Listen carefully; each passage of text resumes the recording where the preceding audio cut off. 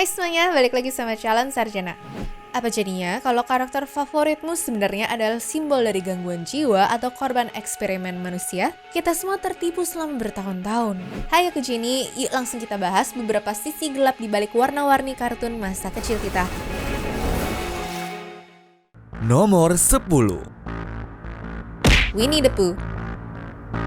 Siapa sih yang gak tahu Winnie the Pooh kan? Beruang kuning gemoy yang hobi makan madu ini sukses banget tuh ya, nyetak cuan miliaran dolar dari jualan buku sampai merchandise segala. Tapi di balik itu semua ada kisah dark yang bikin hidup seorang anak hancur lebur gara-gara dijual bapaknya sendiri. Cerita ini berawal dari penulis A.A. Milne yang ngambil inspirasi dari anak kandungnya yaitu Christopher Robin dan juga koleksi bonekanya. Nama Winnie sendiri diambil dari beruang Kanada di London Zoo, sementara Pooh itu dari nama angsa favorit si anak. Nah, waktu bukunya rilis di tahun 1926 dan juga viral, hal ini nyatanya malah jadi kutukan seumur hidup untuk Christopher. Di sekolah nih, dia dibully habis-habisan, diejek bayi, sampai-sampai disindir pakai puisi buatan bapaknya sendiri. Saking traumanya, dia aja merasa nih, bapaknya udah merampas dan juga mengeksploitasi masa kecilnya cuma demi ketenaran loh. Christopher juga sampai nekat tuh ya masuk militer biar dipandang beda. Tapi tetap aja ya ujung-ujungnya dia diledekin soal Pooh sama tentara lainnya. Pada akhirnya dia milih hidup tenang, buka toko buku kecil dan putus hubungan sama orang tuanya. Sang bapak pun kabarnya menyesal seumur hidup udah menciptakan Winnie the Pooh, tapi jelas nasi sudah menjadi bubur.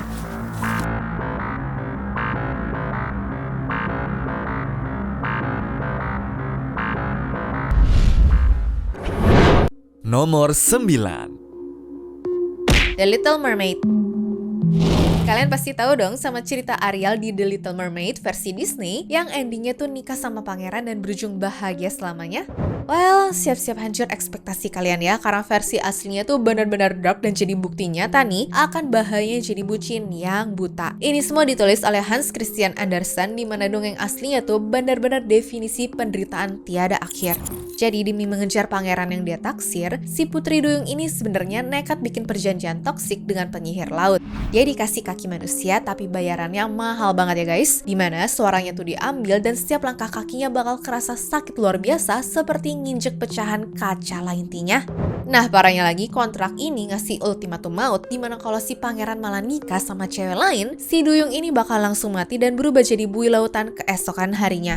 Ya, karena nggak bisa ngomong, si pangeran malah nge-friendzone dia dan salah paham nih ngira putri dari kerajaan tetangga yang udah nyelamatin nyawanya. Ujung-ujungnya si pangeran beneran nikah sama cewek itu juga dong. Nah, di malam sebelum si duyung ini mati jadi bui, kakak-kakaknya muncul bawa belati dari si penyihir. Iya guys, jadi ternyata ada satu cara untuk batalin kutukannya, dimana dia harus nusuk jantung si pangeran. Tapi karena udah sayang banget, dia nggak tega lah ya nyakitin cowok itu. Nah, pada akhirnya dia buang belati itu ke laut, kemudian terjun ke air dan pasrah tubuhnya hancur jadi bui lautan. Asli dark banget kan?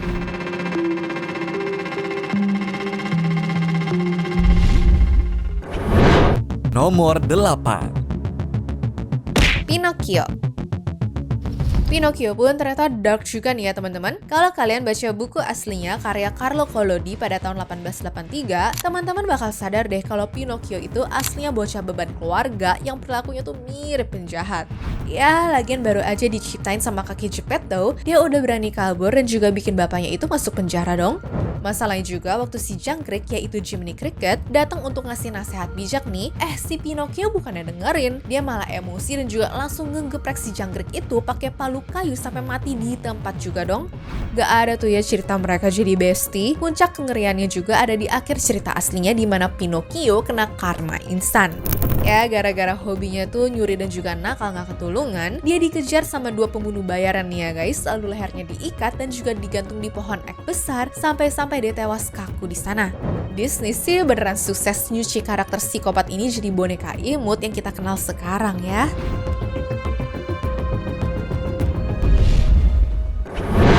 Nomor 7. Sleeping Beauty. Kalian pikir dicium pangeran waktu lagi tidur itu romantis? Tahan dulu, kisah asli Sleeping Beauty itu ternyata jauh dari kata romantis dan malah murni kasus kriminal yang toksik sih. Jadi kabarnya jauh sebelum dirombak sama Disney, cerita ini aslinya berasal dari buku Italia tahun 1634 berjulusan Moon dan juga Thalia. Namanya juga bukan Aurora ya, melainkan adalah Thalia. Dia ini tertidur lelap bukan juga karena kutukan penyihir, tapi gara-gara ketusuk serpihan kayu rami. Bapaknya yang sedih malah ninggalin dia sendirian di istana kosong dong guys. Nah, suatu hari ada seorang raja yang kebetulan lewat dan juga menemukan Thalia. Bukannya nyium untuk ngebangunin, si raja ini malah ngambil kesempatan dalam kesempitan dan Thalia yang gak sadar terus ditinggal kabur begitu aja. Red flag parah kan? Nah, ajaibnya Thalia hamil dan melahirkan bayi kembar dalam keadaan masih tidur lelap. Suatu hari juga, salah satu bayinya tuh kehausan dan gak sengaja ngisap jari Thalia, dimana bikin serpihan kayu yang menancap di jarinya ketarik keluar. Thalia pun terbangun dan kaget banget tuh guys, karena tiba-tiba dia udah jadi ibu beranak dua. Nah, waktu si raja toksik itu balik lagi dan juga ngeliat mereka, dia seneng banget dan mereka pun malah cosplay jadi keluarga bahagia. Padahal si raja ini udah punya istri loh. Sang ratu Shah yang murka akhirnya tahu soal perselingkuhan ini dan nyuruh algojonya untuk menculik, memasak, dan juga menghidangkan bayi kembar itu jadi makan malam si raja juga dong. Untungnya si Koki nggak tega dan juga menggantinya pakai daging domba ya. Tapi kalian tahu nggak endingnya gimana? Kelakuan buruk sang ratu berujung ketahuan dan dirinya pun dieksekusi mati. Sementara si raja, dia malah nikah sama si Thalia. Gila ya, zaman dulu cerita horor penuh perselingkuhan ini dan juga kanibalisme begini dianggap happy ending dong.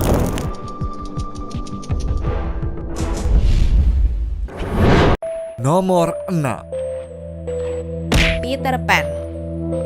Pernah kepengen terbang ke Neverland bareng Peter Pan biar nggak usah pusing mikirin stresnya jadi orang dewasa nggak sih?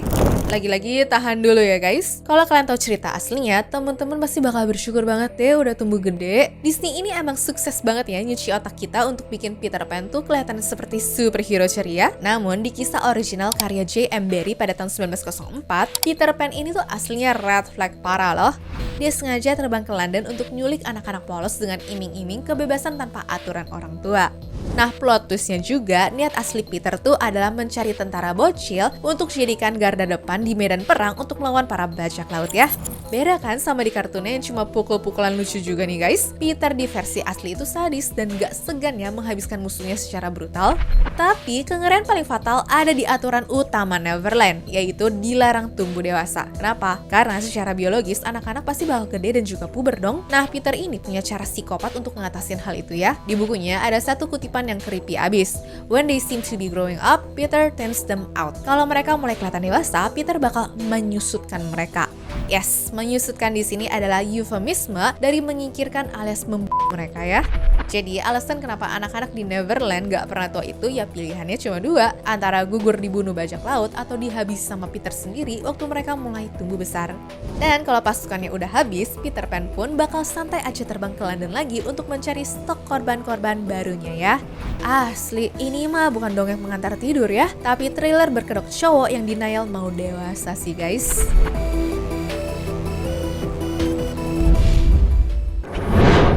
Nomor 5. Cinderella.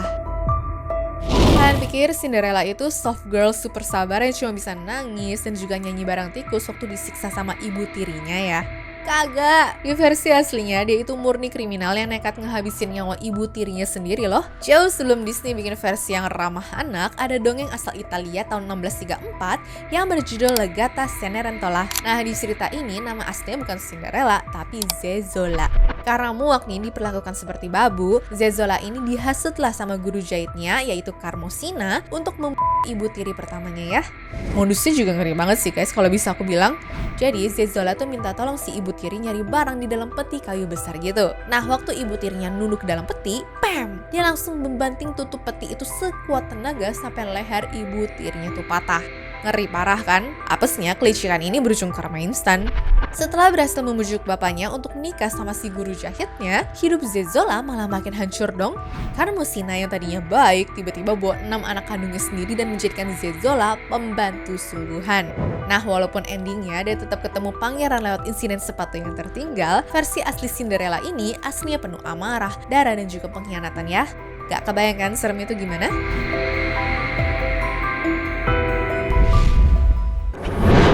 Nomor 4. Snow White.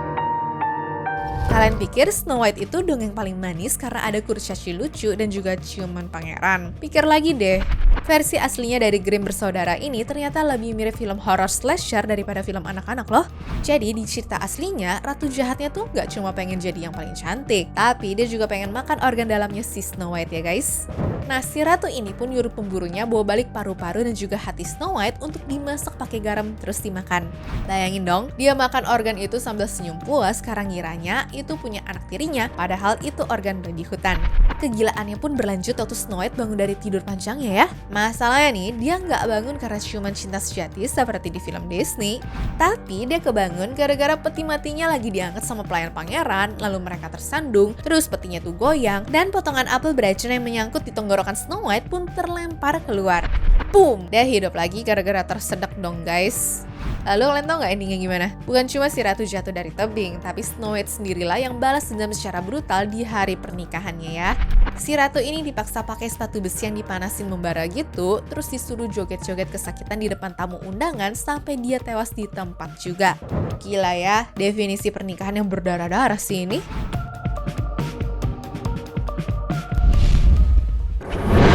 Nomor 3. Hercules. Jangan juga mikir kalau Hercules itu cuma pahlawan ceria yang hobi nyanyi dan juga pamer otot seperti di film Disney ya. Soalnya versi aslinya dari ribuan tahun lalu tuh jauh lebih tragis dan juga berdarah-darah. Oke, jadi Hercules ini lahir dari perselingkuhan Zeus sama manusia biasa yang bikin Hera atau istri sahnya Zeus itu murka besar. Nah, bukan yang marah ke suaminya, Hera ini malah jadi haters garis kerasnya Hercules sejak bayi ya.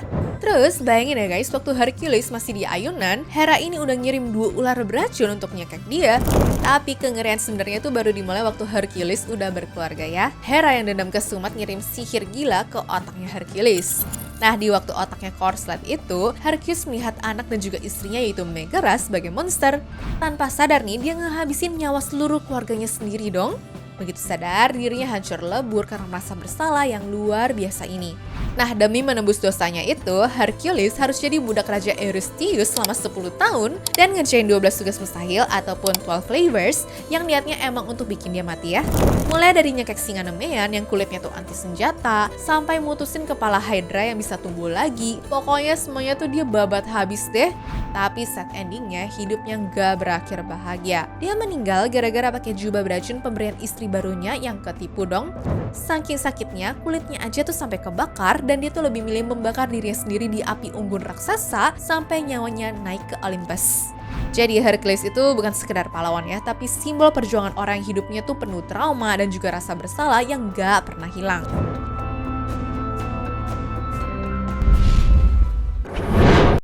Nomor 2. Pocahontas.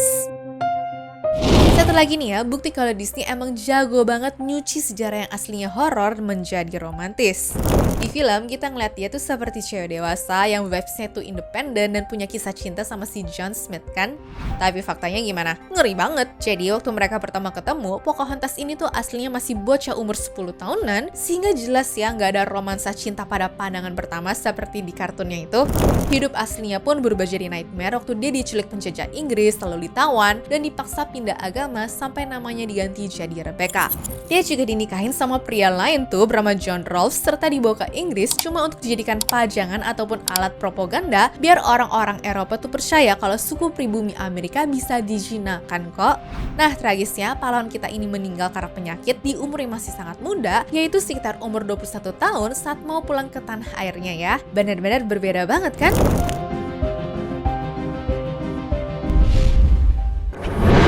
Nomor 1.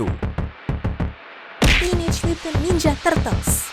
Sebelum jadi kartun minggu pagi yang ramah untuk para bocil, TMNT ini tuh aslinya adalah komik indie super gelap dan juga penuh darah yang rilis pada tahun 1984 ya. Aslinya sih emang cuma iseng sketsa untuk lucu-lucuan antara Kevin Eastman dan juga Peter Laird doang ya guys. Taunya malah lanjut jadi komik ultra violent. Lagian di edisi pertamanya aja, Leonardo DiCaprio ini bukan pahlawan komplek gitu kok, tapi bisa dibilang mungkin lebih mirip pasukan pembunuh bayaran yang dapat misi untuk menghabiskan Shredder ya. Nah terus bukannya ditangkap polisi, Shredder ini malah dihajar habis-habisan, dikasih pedang untuk mengakhiri hidupnya sendiri, sampai akhirnya dilempar dari gedung bareng bom yang meledak juga. Gak ada itu ya pokoknya bagian cerita di mana mereka melawak sambil makan pizza gitu. Isinya pun juga cuma sumpah serapah, adegan orang tenggelam di air mancur, sampai robot yang ngunyah tikus hidup-hidup sampai bunyi tulang patahnya pun kedengeran jelas ya.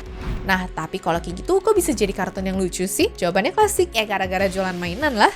Pada tahun 1987 ada sebuah perusahaan nih yang kepengen bikin action figure kura-kura ini, tapi mereka sadar kalau komiknya tuh terlalu sadis untuk dipasarkan. Akhirnya mereka nyuci habis-habisan lah ya image kura-kura ninja ini, dari yang tadinya pembunuh berdarah dingin berubah menjadi remaja good vibes gitu, yang doyan pesta pizza dan juga melawan penjahat pakai gaya atraktif. Beda jauh banget ya kan? Anyways, cukup sampai di sini ya guys video hari ini. Sampai jumpa di video selanjutnya. Dah.